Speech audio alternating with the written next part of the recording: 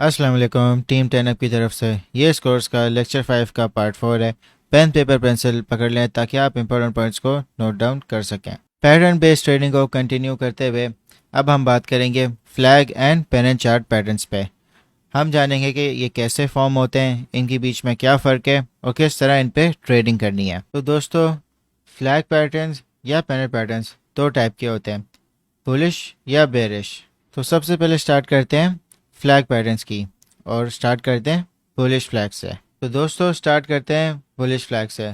Bullish flag में जो price action होता है वो अप ट्रेंड में होता है। एक बहुत शार्प अप ट्रेंड होता है जिसमें कंसेक्यूटिव ग्रीन कैंडल्स बन रही होती है। तो जो आपकी ये स्ट्रेट लाइन बनती है इसको कहते हैं फ्लैग पोल। तो दोस्तों, जब ये शार्प अप ट्रेंड चल रहा होता है तो काफ़ी वॉल्यूम भी होती है। फिर उसके बाद इसको रेजिस्टेंस मिलती है जिसमें ये थोड़ी सेलिंग होती है, जिसकी वजह से एक डाउन ट्रेंड बनता है। मगर इसमें इसको कहते हैं कंसोलिडेशन फेज, क्योंकि इस डाउन ट्रेंड में ये छोटे सपोर्ट और रेजिस्टेंस दोनों बना रहा होता है।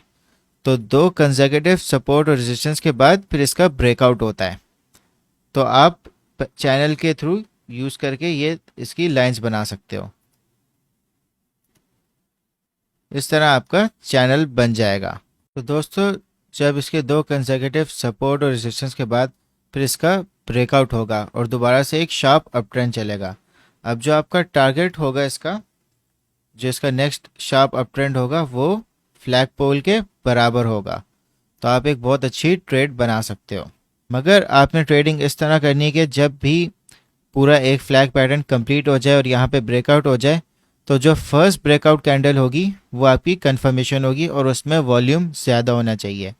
तो उस ब्रेकआउट कैंडल पे उसका जो लोअर विक होगी वहाँ पे आप अपना स्टॉप लॉस लगाओगे और जो उसकी नेक्स्ट कैंडल होगी वहाँ से आप लॉन्ग की पोजीशन या आप स्पॉट में बाय कर सकते हो और आपका टारगेट फ्लैग पोल की लेंथ के बराबर होगा। अब बुलिश फ्लैग की तरह पेनेंट भी वैसा ही होता है।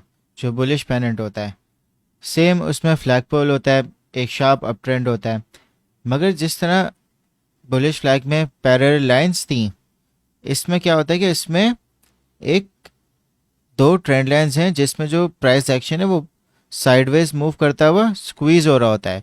अगर आप देखो कि इसके जो सपोर्ट और रेजिस्टेंस है वो एक दूसरे के करीब आना शुरू होती हैं, फिर यहाँ पे इसका ब्रेकआउट हो जाता है और सेम फ्लैग पोल का की जो लेंथ है वही टारगेट इसका ब्रेकआउट टारगेट होता है। तो दोस्तों, फ्लैग और पेनेंट में फ़र्क सिर्फ ये है कि फ्लैग में पैरेलल ट्रेंड लाइंस होती हैं और जो पेनेंट है उसमें आप कह सकते हो कि ट्रायंगल फॉर्म हो रहा होता है जिसमें जो प्राइस एक्शन है वो स्क्वीज आउट हो रहा होता है। सिर्फ इतना सा फ़र्क है फ्लैग और पेनेंट में। बेरिश फ्लैग या बेरिश पेनेंट में आपके पास सेम फ्लैग होता है मगर उसमें एक शार्प डाउन ट्रेंड होता है प्राइस एक्शन का। उसमें कंसेक्यूटिव रेड कैंडल्स बन रही होती है। तो दोस्तों, जैसा कि आप देख सकते हो कि आपके पास बेरिश फ्लैग में पैरेलल लाइंस आ गई जहाँ पे प्राइस एक्शन ने रेजिस्टेंस सपोर्ट दो दफ़ा उसमें मूव किया, फिर यहाँ पे इसका ब्रेकआउट हो गया वापस से शार्प डाउन ट्रेंड में। और सेम इसका जो टारगेट होगा वो आपका फ्लैग पोल के हिसाब से ही होगा। और इसी तरह आपको बेरिश पेनेंट में आपको प्राइस स्क्वीज आउट होती हुई नजर आएगी, दो बार रेजिस्टेंस पे दो बार सपोर्ट पे, फिर इसका वापस से शार्प डाउन ट्रेंड हो जाएगा। दोनों बेरिश फ्लैग और बेरिश टेनेंट में आपने कंफर्मेशन का वेट करना है कि जब इसकी ब्रेकआउट होए, इसका जो फर्स्ट कैंडल होगी अगर उसमें वॉल्यूम होगा तो आप उसके नेक्स्ट कैंडल पे आप ट्रेड कर सकते हो, एक शॉर्ट पोजीशन ले सकते हो। तो दोस्तों, आपको bullish flag, bullish pennant, bearish flag और बेरिश पेनेंट दोनों समझ आ गएंगे। तो चार्ट्स पर चलते हैं और इनको आइडेंटिफाई करते हैं। तो दोस्तों, जैसा कि आप देख सकते हो कि यहाँ पे एक शार्प अप ट्रेंड बना है, तो यहाँ पे आपका फ्लैग पोल बन गया, फिर यहाँ पे इसको रेजिस्टेंस मिली और यहाँ पे इसके पैरेलल चैनल बन गए। आपके पास एक बार सपोर्ट, एक बार रेजिस्टेंस, एक बार सपोर्ट, दूसरी बार रेजिस्टेंस, फिर तीसरी बार ये इसने ब्रेकआउट की प्राइस एक्शन बनाया और फिर किसने वॉल्यूम से इसने इसको ब्रेकआउट किया। तो जो आपने ट्रेड लेनी थी वो आपने इस इस कैंडल पे लेनी थी, ये जो सेकंड ग्रीन कैंडल बनी है। और इसका जो स्टॉप लॉस था वो आपकी फर्स्ट ग्रीन कैंडल का जो आपकी ब्रेकआउट कैंडल है उसकी लोअर वेक या लोअर बॉडी पे होना चाहिए था, तो आपका स्टॉप लॉस यहाँ पे होता और जो फ्लैग की आपकी हाइट है वो आपका टारगेट बन जाता। दोस्तों जैसा कि आप देख सकते हो कि यहाँ पे एक बेरिश पेनेट बन रहा है। आप देख सकते हो कि यहाँ पे एक शार्प डाउन ट्रेंड चला, फिर यहाँ पे कंसोलिडेशन हुई, फिर ब्रेकआउट हो गया वापस से शार्प डाउन ट्रेंड पे, और जो फ्लैग पोल की हाइट है वो आपके ब्रेकआउट के बाद एग्जैक्टली अपने टारगेट पे लग रही है। तो दोस्तों फ्लैग या पेनेट इनको आइडेंटिफाई करना बहुत आसान होता है। तो जब भी आप इनकी फ्लैग पोल बनाओगे आप सिंपली एक लाइन बना दें प्राइस एक्शन को देखते हुए कि क्या कोई शार्प अप ट्रेंड या डाउन ट्रेंड हो रहा है।